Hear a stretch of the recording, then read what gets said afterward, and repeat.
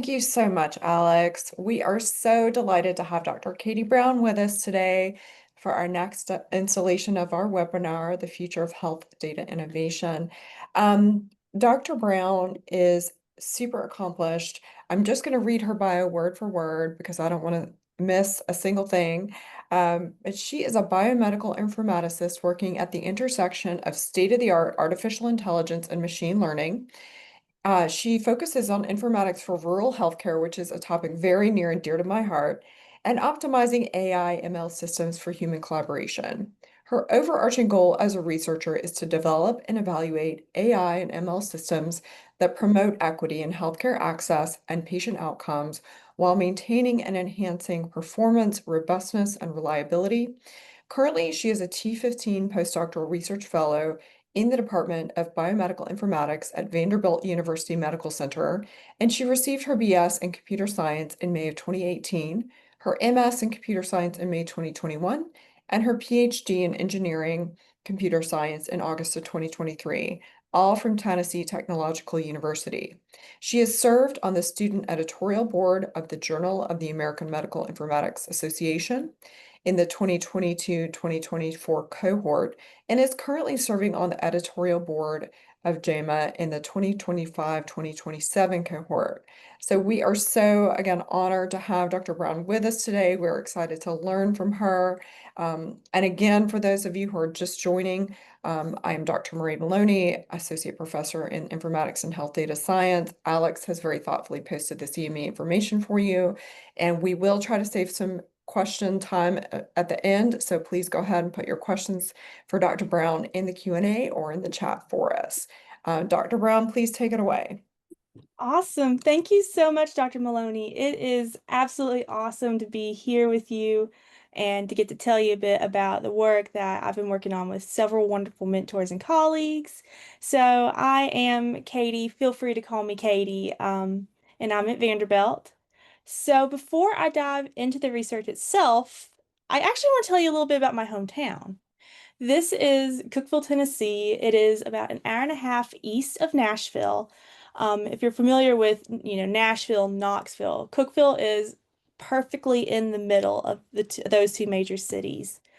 Um, I have to say, I do love the nature and hiking that is in the area. Got like 7 state parks within a 45-minute driving radius. And as a photographer, that's just like up my alley. So, Cookeville, also has Tennessee Tech University. It's the university in the Upper Cumberland that was founded to help students in the region get higher education. And, that's allowed Cookeville to grow into the hub of the Upper Cumberland.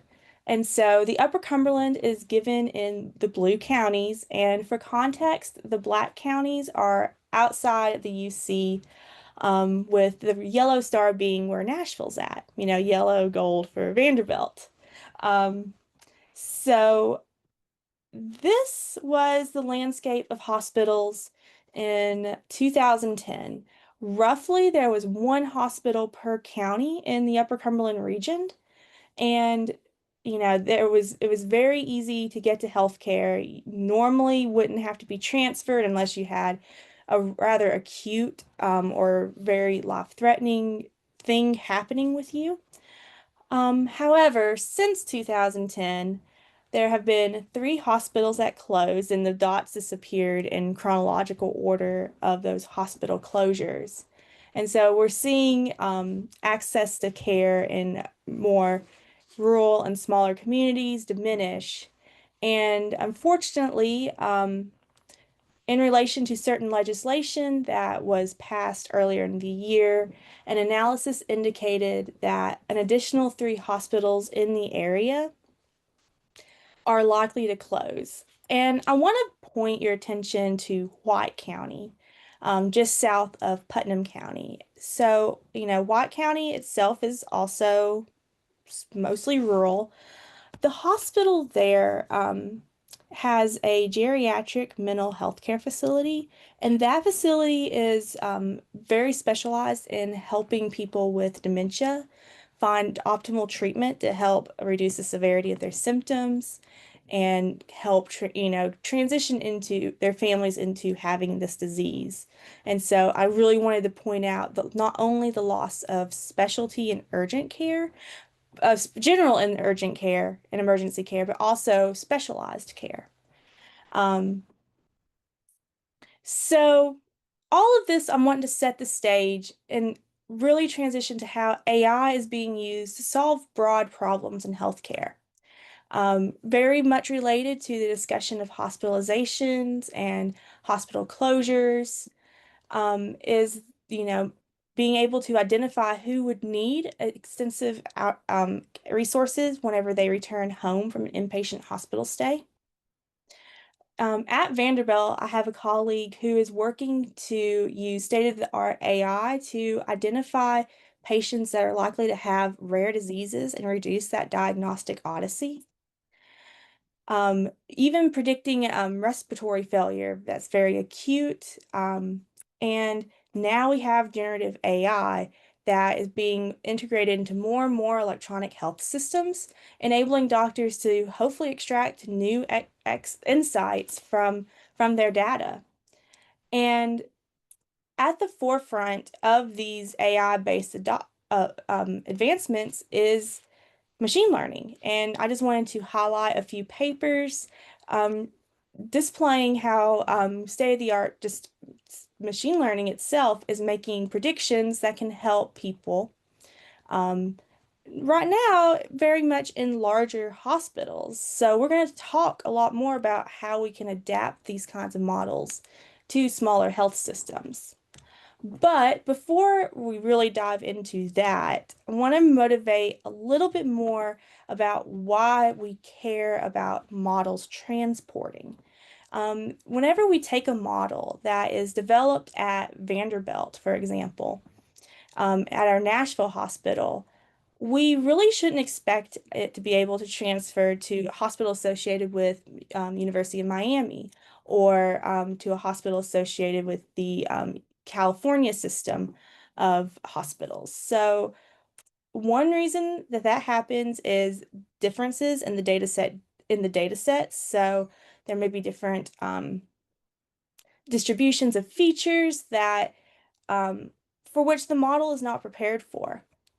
And I really want to highlight this paper here. If you've not read it, I would highly encourage you to do so. So they took a proprietary sepsis prediction model that was developed using, I believe it was a nationwide cohort of sepsis patients in this EHR. And the model, it is included with the EHR, and they turned it on and they measured the performance at 9 of the hospitals in the same network. And what was so interesting is they found a correlation between model performance, which were predicting sepsis, and the prevalence of cancer. So how many patients admitted at that time had a diagnosis of cancer? So this is very much an interesting finding. Would highly encourage you to read this paper. And so leading into the primary question of this talk, how are our smaller community and rural health centers handling this, explosion in artificial intelligence? And so by the end of today's talk, I hope you guys can see how AI and machine learning development has occurred in the past 15 years in rural and community hospitals, and see how, even within the same network, there's still just an underserving of rural and community hospitals with respect to model development and performance. And I want to highlight synthetic data generation using deep learning as a potential solution to these concerns. So, first, I want to talk about a literature review that my mentor and I wrote. While this is a preprint, I can announce that this paper has been accepted for publication and should be out in the wild very soon. So, that's something that we are very excited about. And so, out of about almost 2,000 papers, We found a total of 26 that discussed artificial intelligence or machine learning based prediction models that are developed or in use in a self-declared rural area in the United States, or infrastructure that could lead to the development of AI ML in these areas. So the three broad research questions that we had was, what is the state? What is the current focus on predictive models? What tasks, what models are being used, what data sources are being used in the rural United States?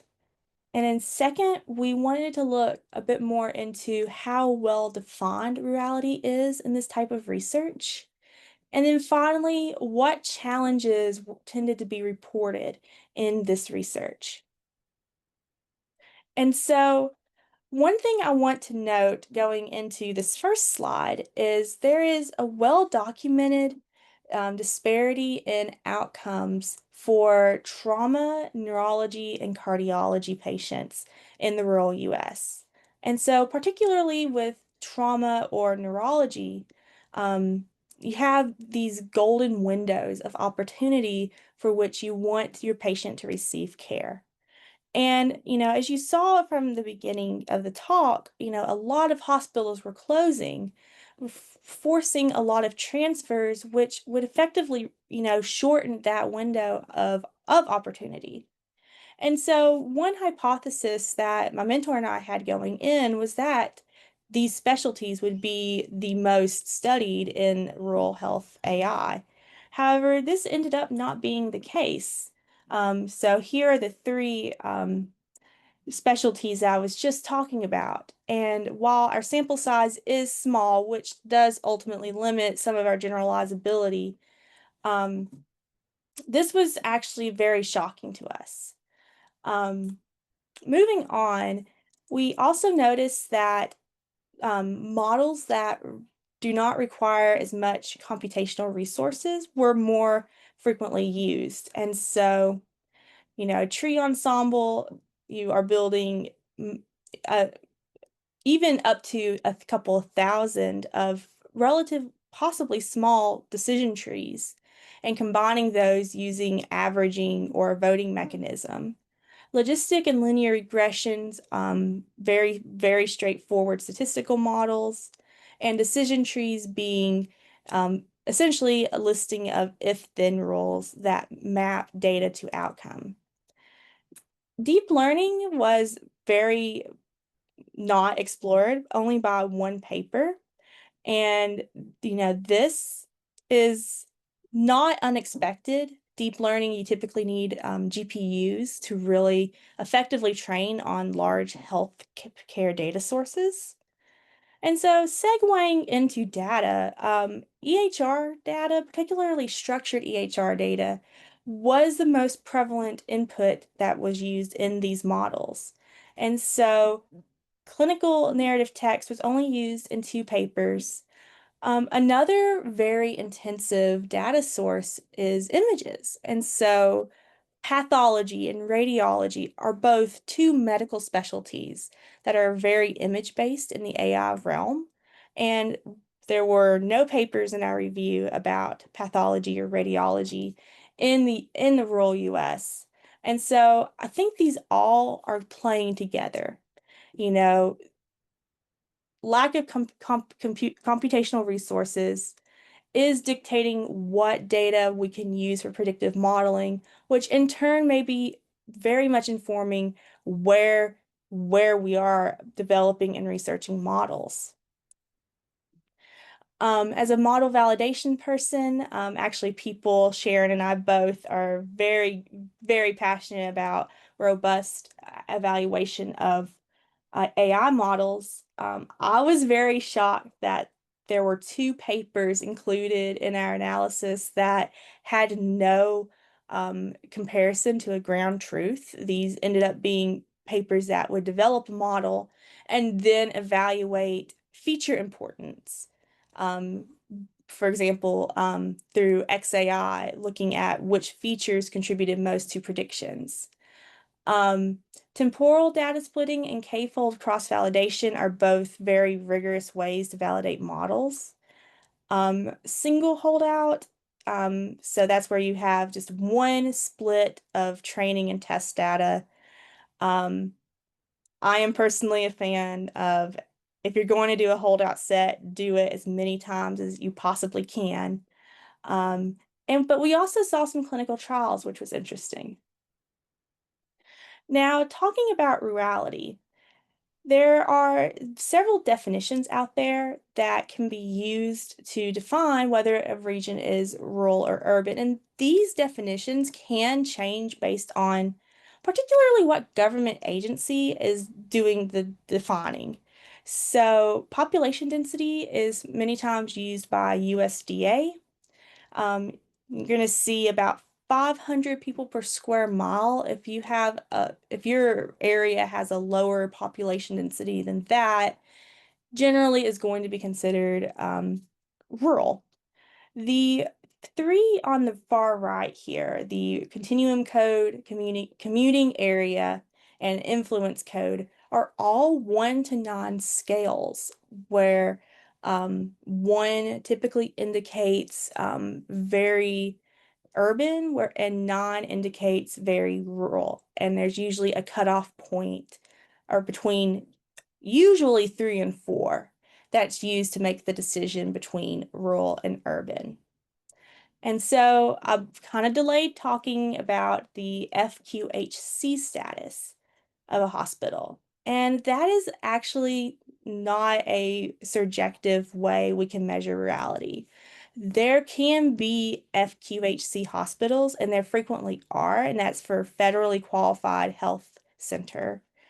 Um, and these often you do see them in both urban and rural areas. So the fact that there was a interesting prevalence of this as a definition was a bit concerning.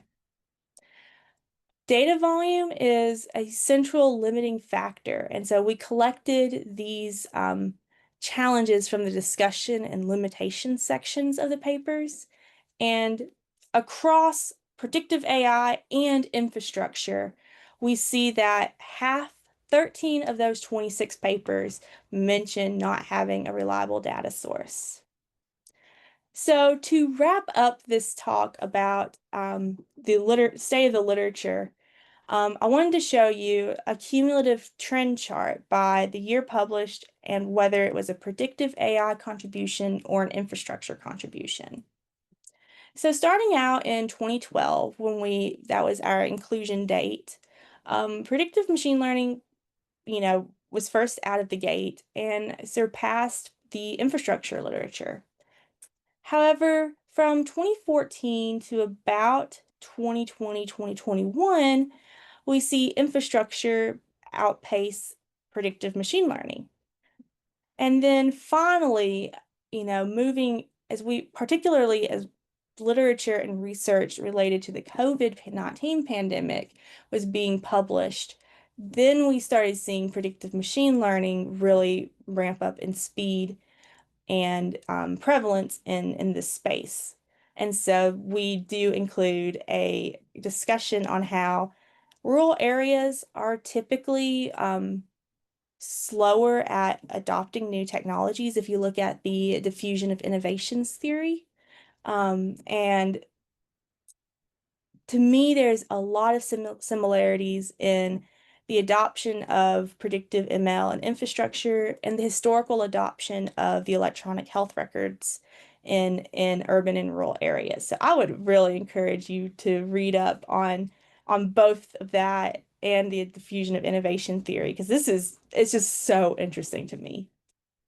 So, where should the research go? Where did we really see ample opportunity to make an impact? The first is power and data efficient methods for machine learning. A huge contributing factor that we believe is hindering, besides, data volume, is the fact that some rural medical centers, many probably do not have a dedicated IT staff, and let alone a dedicated data scientist on hand to optimize, models in the EHR. So we don't have the staff. I am willing to very much wager a bet that they do not have an A100 or A1000 GPU on hand. So how can we make the methods better for resource constrained areas? And then we saw data being a huge issue. How can we get more data from what we already have? And we will talk about that in just a minute. And then finally, how can we incorporate rurality as a social determinant of health in a way that we're able to spotlight these concerns in the broader health equity space? So moving on, this paper is currently under review, and where we really analyzed the feasibility of local medical centers at producing well-calibrated clinical models and how state-of-the-art data augmentation can help. Spoiler, I guess. And so, huge shout out to Sharon and Brad, who were large contributors and mentors on this project. And so, we at Vanderbilt have a network of our primary academic medical center, as well as um, at the time of writing, we had 3 satellite hospitals. Now I believe that's going to be very much growing into 4, so it may be a while before we have that data. But for the sake of today's talk, we're going to talk about our main site, which is in a densely populated urban area in Nashville. And I want to call your attention to the site distribution columns. This is the number of predictions that we have on hand for our experiment. And so notice how there's 40,000 plus predictions per year. We're going to take data from 2 of the 3 available satellite sites, and both of these have a very small population density, which I've censored a bit just to make it just for privacy's sake. Both are eligible for HRSA rural health funding. And look at the difference already in the number of predictions that are available. In Site 1, we have less than 5,000 predictions per year. And in Site 2, it's barely over 1,500 per year. And so I just wanted to draw your attention to that now, subtle foreshadowing. And so we're using the LACE Plus index, which is predicting unplanned 30-day hospital readmission. And this model runs in like silent mode in our EHR, allowing us to collect predictions. And so we're going to recalibrate for pairs of consecutive years. So we're going to recalibrate our model using Platt scaling for 2021 and then evaluate it on 2022. And then we're going to just shift that down, recalibrate on 2022, evaluate on 23, so on and so forth. And so the first thing that I want to call your attention to is a slight drift in model discrimination across sites. So discrimination being how well the model can distinguish between patients that are going to be readmitted in 30 days and those that are not. And so our main site had a C statistic equivalently for those more machine learning, that's area under the receiver operating characteristic curve, about 63%. And our 2 satellite sites varied between 5 to 8, 9% in both directions. So our site 2 had a 56% C statistic, site 1 had 68. And so for the remainder of our discussion today, I'm going to focus more on calibration, and that'll be in the next slide. Typically with Platt's method, with a simple linear regression, we don't expect much change in C statistic upon recalibration. And so to measure calibration performance, we typically plot this as a function of the predicted probability to the fraction of people that experience the outcome in question. So ideally, you want a line that is as close to y equals x. And so what that means is if we pick, the zero point 0.4 and zero point 0.4 point on this line, then if I collected every single person for which the model predicted a 40% chance of readmission, so all the people that have a prediction, then we're looking at the people that were predicted to have a 40% readmission, 40% of those people should actually be readmitted. And if that's the case, then we say that the model's predicted risk is reflective of actual risk. And so to make the comparison across sites, we take note of the slope and intercept of the calibration line that forms from the predictions. And so, for example, this line is roughly 0.5x plus 17. So we have phases where the model is a bit under calibrated, in which it's going to predict more risk than there actually is, and then over calibrated, where the model is going to predict more risk than there actually is. But if we keep track of that slope and intercept, we can plot it in a two-dimensional space like this. And so the star indicates perfect calibration. And so we want our models to be as close to that star as possible, so we can say it's well calibrated. So if we just take, from one year to the next, the data that's available at that time. So we're not going to augment it. We aren't going to sample with replacement. We're just going to take the data we have available. We see that site 0 is very close to perfectly calibrated. And we see that sites 1 and 2 have decent calibration. Calibration drift isn't horrible per se from one site to another. However, I want to draw your attention to the error bars here. Notice for site 0 in the dark blue, those error bars are very small. However, for our satellite sites, the error bars grow larger, indicating that calibration itself is not converging from one year to the next. And so, why could that be? Well, there are statistical rules. You can derive the number of samples that you need to effectively recalibrate your model.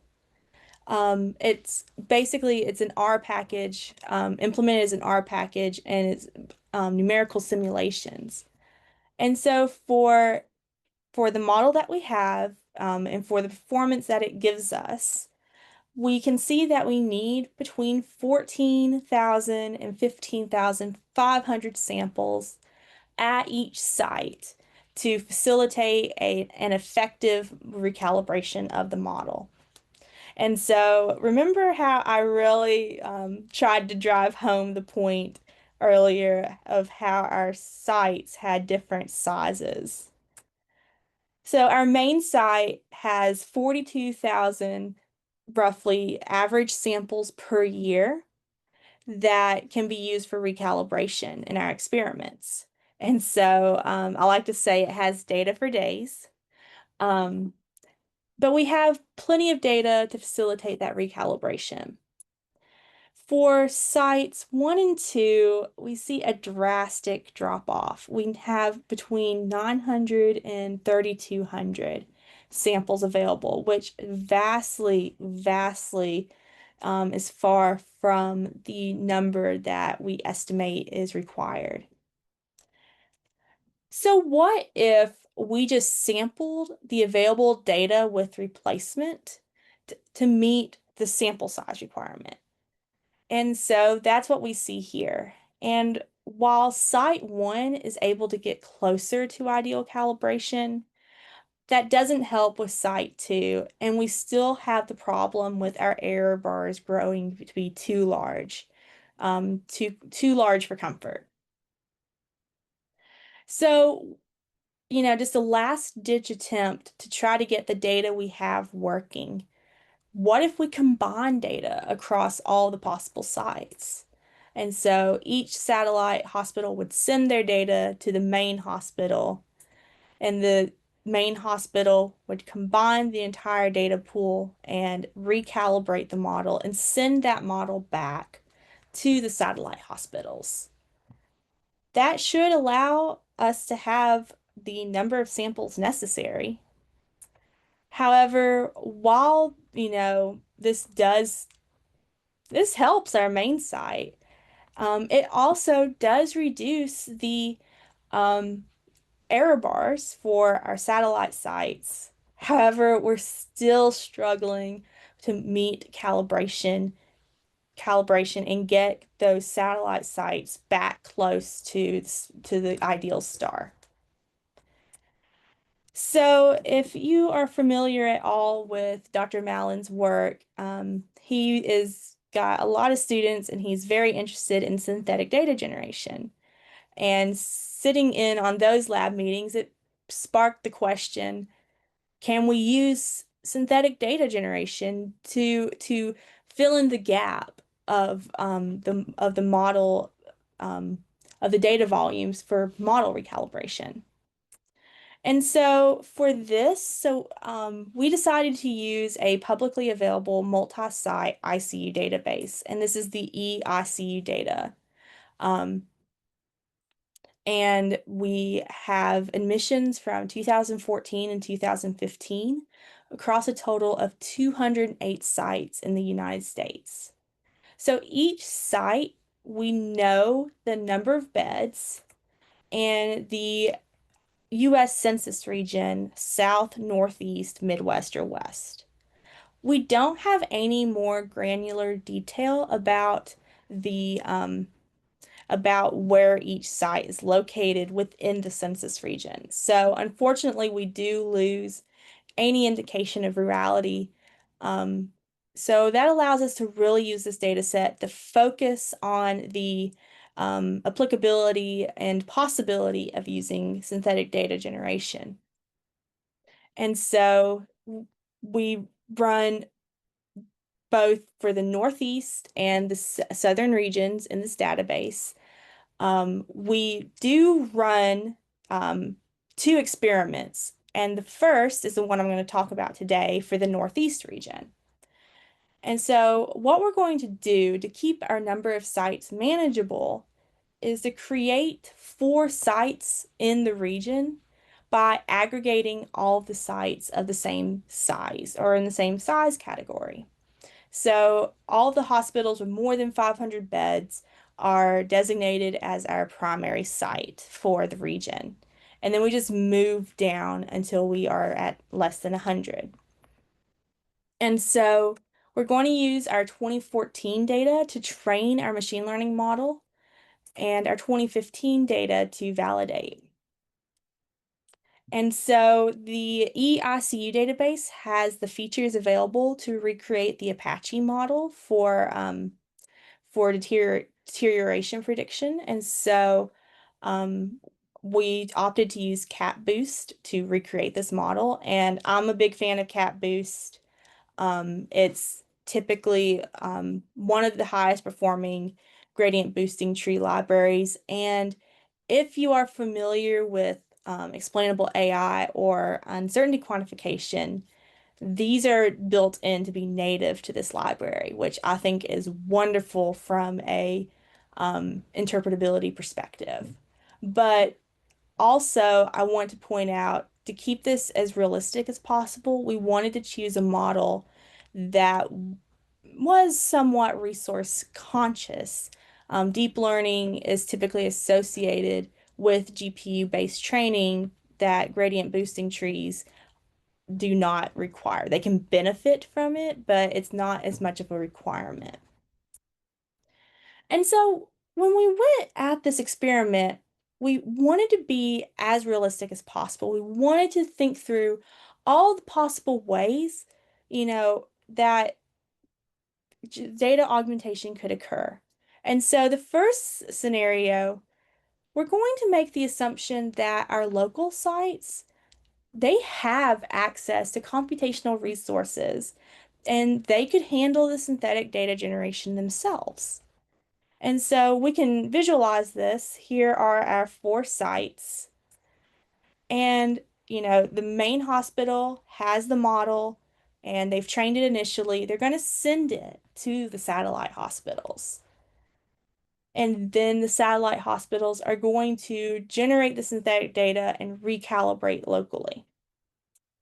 And so we're going to train our synthetic data generation technique on 2014 data and then just generate the number of required instances to reach those minimum sample size requirements.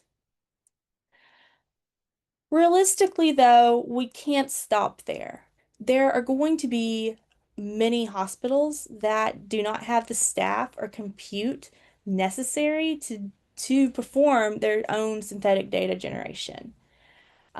So we're going to call this scenario to our low resource scenario. And we are going to relax. We're going to also assume that in this scenario, our main hospital has all the data access rights to use the data at each of the satellite sites. So they're covered under the HIPAA privacy rule. And so under those assumptions, in this simulation, the satellite hospitals are going to send their data to the main hospital. And the main hospital is going to combine that data and generate a single synthetic data generator.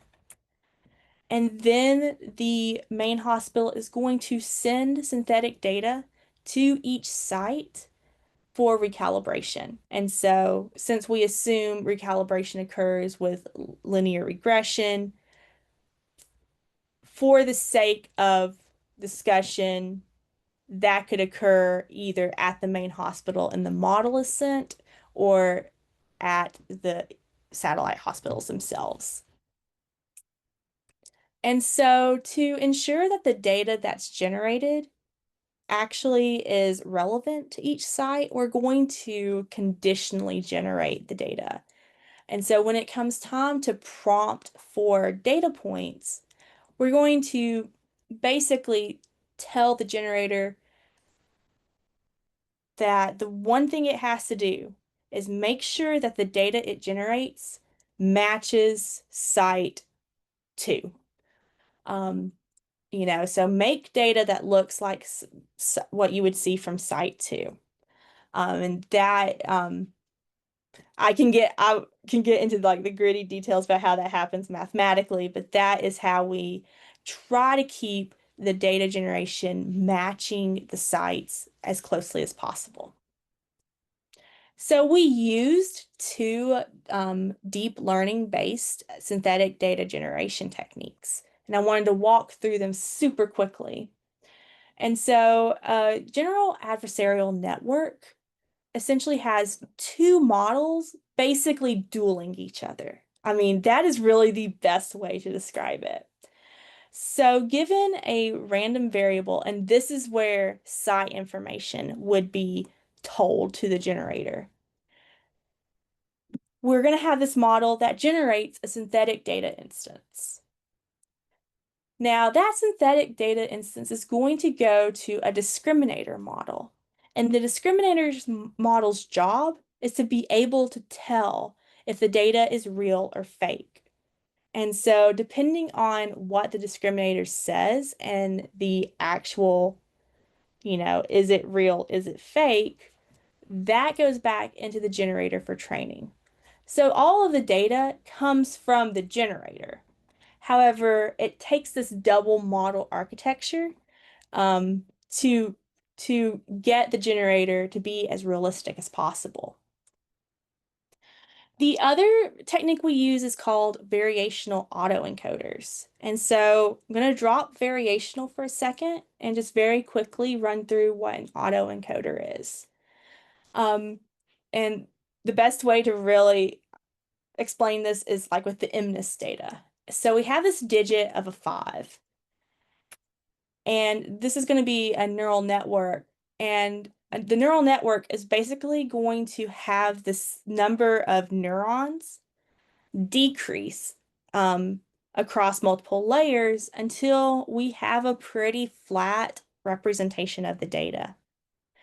Then we're just basically going to reverse that process and basically build back up the data by adding more neurons per layer in the decoder network. And that's going to generate a very close to instance to our original data. But we need new data. And so that's where a random variable comes back in. And so we have a data point X, we encode it. When we get to the latent vector, we're going to augment that with a random variable. And then the decoder is going to do its thing. And so instead of recreating X, we're creating a new data X prime. So that's how the deep learning approach, deep learning can be used to generate synthetic data. And so we used a wide array of ways we could localize the data, from using data that's available to using the same, using all the data to make one calibrator, using only the main site's data and just applying it at the other sites. And we're going to compare our synthetic data generation using deep learning to traditional statistical synthetic data generation. So very quickly, synthetic data generation does not always benefit calibration. Sometimes we get the best results from oversampling or using data that we already have. But when it does work, it's those deep learning methods that have the best success at model recalibration. And so I would encourage you to read the preprint. We do 2 regions in this data set. We look at far more ways to augment our data, and we even look at different ways to select the sites. So we, really dove into this idea. And, this is great. We're seeing progress, but we're still not, we still have so much work to do. And the key thing I really, really wanted to drive home is the assumption that we made for our low resource settings, and that our main site could read and access and use their data. And that that would work at Vanderbilt. If you write your IRB right, you've got access to data that at our satellite sites. But think about, there are rural hospitals that may be owned by local governments or not have an academic partner. And so that's where, that assumption will break down. It is going to be where there's not communication. So I would love to see involved informatics-based partnerships between academic medical centers, rural and community health centers to facilitate getting these advances out to other institutions. But the thing is that the partnerships are going to be absolutely necessary, but there's still going to need to be a lot of technical work that needs to be done to maximize the potential benefit.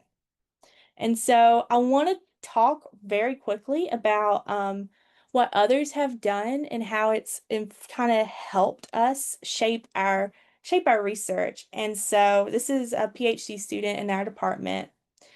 And what he noticed that I wanted to draw your attention to was whenever they oversampled instances for retraining machine learning models, they noticed that for fairness, variance tended to increase with oversampling. So this is a phenomenon that we're seeing in calibration and model fairness. And so really quantifying the extent of this drift is going to be very important. Another thing that I'm super excited about, and I think is going to really, really mesh well with the idea of more partnerships, is this idea of federated learning. And I know I'm a little bit past time, so I'll geek out about this very quickly. So for federated learning, you have a main site that has access to the model, and they can retrain the model. They have the resources to do so.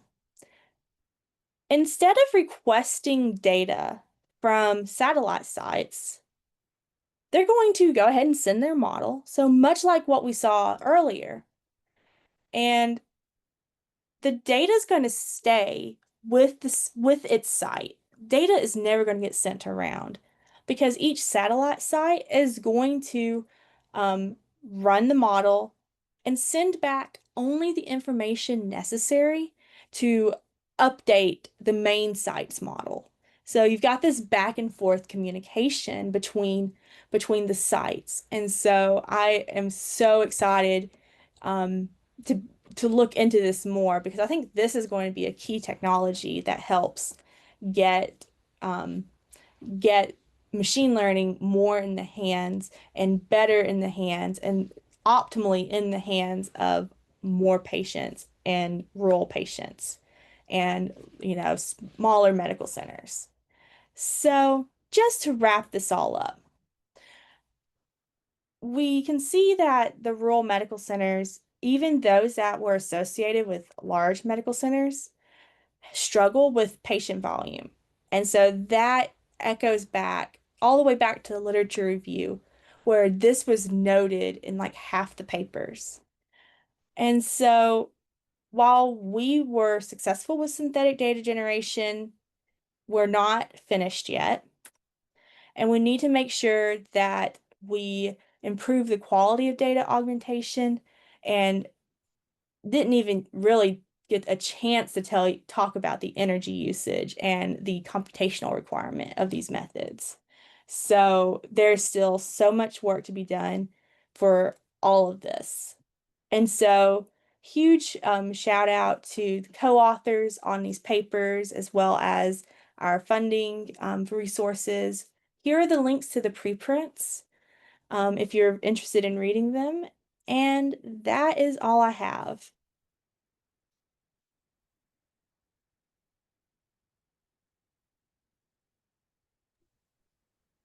Wow, Dr. Brown, this was such an incredible talk. Thank you so, so much. So we have just a few minutes for questions. We also want to remind folks about the CME and next month's talk, but I did have a quick question speaking in listening to your talk. I have the great honor of talking with young scholars, with folks who are going into grad school or who might be in med school but want to gain more tools in this area. And I'm just curious what advice you would give young scholars who are interested, particularly with a passion in rural health. How would you advise them in their training? That is a fantastic question. Oh my goodness. So I'll kind of start my answer with explaining my background and how I've kind of weaved my way through. So my doctoral dissertation was in uncertainty quantification in machine learning. So really quantifying the inherent robustness of predictions. And while that has served me well, that's not exactly the technology used. So having a good, if you're wanting to do more on the technical side, having a really, really good foundation to how these models work, as nitty-gritty into the math as you can take it. Um, that I think is going to be the biggest tool in your toolkit because these these methods change. Mhm, mhm. GANs are kind of starting to fall out of favor. There's now diffusion models that are becoming more commonplace. So if I told you to just focus on learning the inside outs of GANs, I would very much be steering you in the wrong direction because comp sci, like changes so fast. So understanding how the techniques themselves work, I think is going to let you know how they work generally, mathematically, how to implement, and then you can just apply that knowledge to the newest technology that's there.